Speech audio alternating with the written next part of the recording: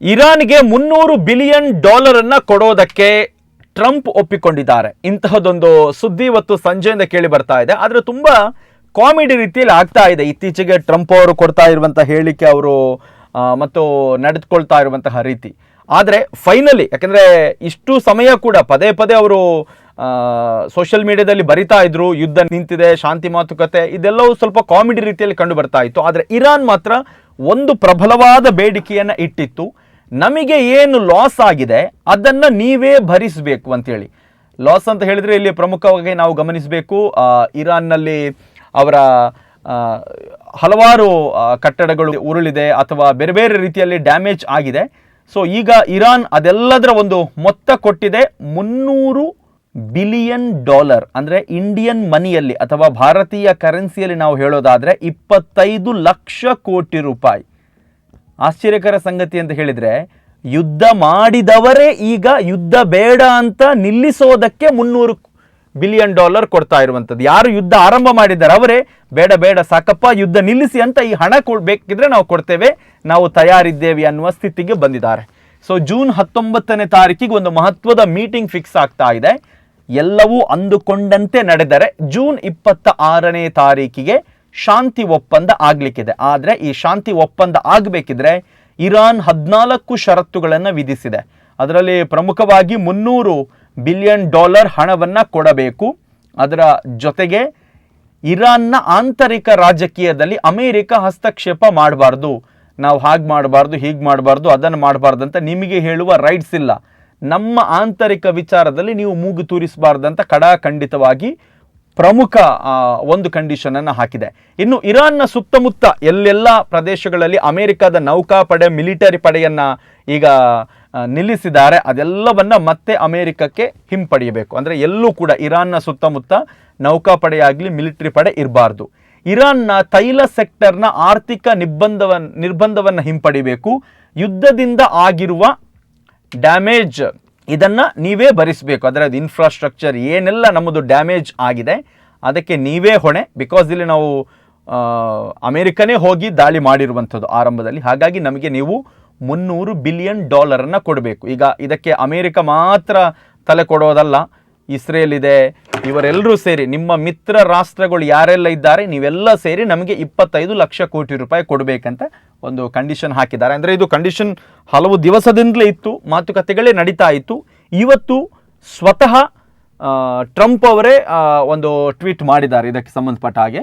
ಮತ್ತು ನಾವಿಲ್ಲಿ ಗಮನಿಸಬೇಕು, ಟ್ರಂಪ್ ಒಪ್ಪಿಕೊಳ್ತಾರೆ, ಇಸ್ರೇಲ್ ಒಪ್ಪಿಕೊಳ್ಳುತ್ತಾ? ಇಸ್ರೇಲ್ ಮತ್ತೆ ಹಠ ಬಿಡ್ತಾ ಇಲ್ಲ. ಇಲ್ಲಿ ಸೂಪರ್ ಪವರ್ ಅಮೇರಿಕ ಮತ್ತು ಹಠಮಾರಿ ಟ್ರಂಪ್ ಫೈನಲಿ ಈ ಎಲ್ಲ ಕಂಡೀಷನ್ಗೆ ಒಪ್ಪಿಕೊಂಡಿದ್ದಾರೆ. ಆದರೆ ಇದಕ್ಕೆ ಪ್ರಮುಖ ಕಾರಣ ಅಮೇರಿಕಾದಲ್ಲೂ ಕೂಡ ಹಣದುಬ್ಬರ ಜಾಸ್ತಿ ಆಗ್ತಾ ಇದೆ.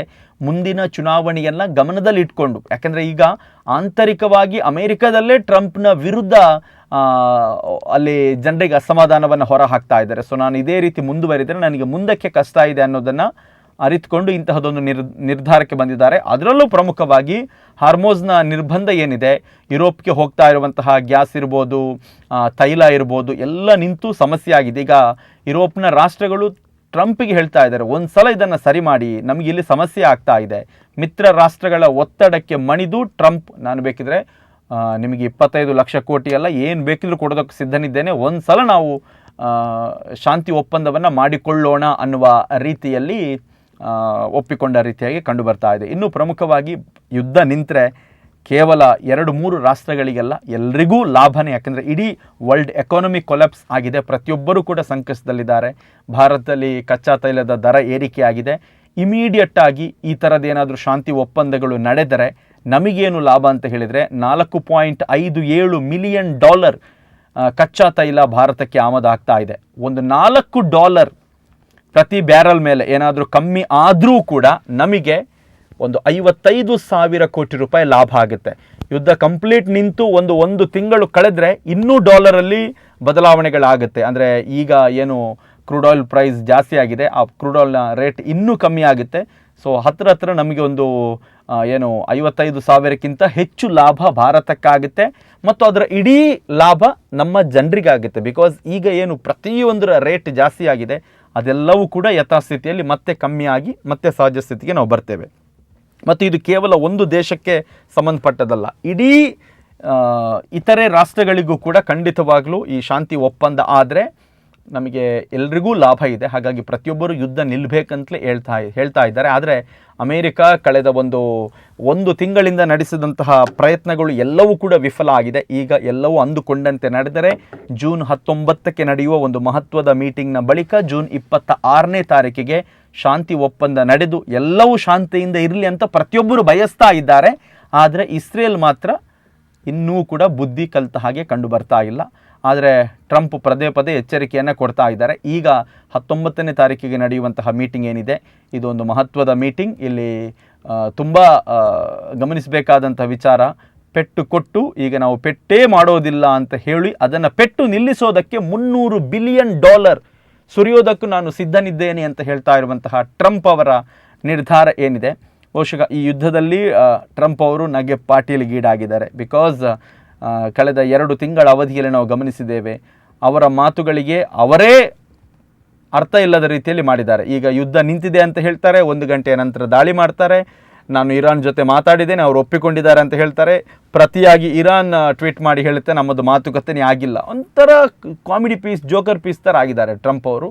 ಆದರೆ ಇವತ್ತು ಸಂಜೆ ಮಾಡಿರುವಂಥ ಟ್ವೀಟ್ ಏನಿದೆ, ನಾನು $300 ಬಿಲಿಯನ್ ಕೊಡೋದಕ್ಕೆ ಸಿದ್ಧನಿದ್ದೇನೆ ಅಂತ ಒಪ್ಪಿಕೊಂಡು ಒಂಥರ ಟ್ರಂಪ್ ಶರಣಾಗತಿ ರೀತಿಯಲ್ಲಿ ಮಾತಾಡಿದ್ದಾರೆ.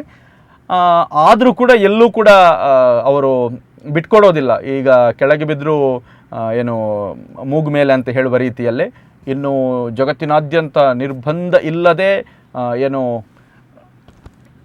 ಆಯಿಲ್ನ ಹಡಗುಗಳು ಓಡಾಟವನ್ನು ನಡೆಸಲಿ, ಮತ್ತೆ ಎಲ್ರಿಗೂ ಒಳ್ಳೆಯದಾಗಲಿ ಅನ್ನುವ ರೀತಿಯಲ್ಲಿ ಮಾತಾಡಿದ್ದಾರೆ. ಆದರೆ ಅದೆಲ್ಲದರ ಹಿಂದೆ $300 ಬಿಲಿಯನ್ ಒಂದು ಮಾತಾಡ್ತಾ ಇದೆ. ಸೊ ಎಲ್ಲವೂ ಅಂದುಕೊಂಡಂತೆ ನಡೆದರೆ ಜೂನ್ 26ರ ಶಾಂತಿ ಒಪ್ಪಂದದ ಬಳಿಕ ಹರ್ಮೋಜ್ನ ನಿರ್ಬಂಧ ತೆರವಾದರೆ ಮತ್ತೆ ಜಗತ್ತು ಸಹಜ ಸ್ಥಿತಿಗೆ ಮರಳುವ ಸಾಧ್ಯತೆ ಇದೆ.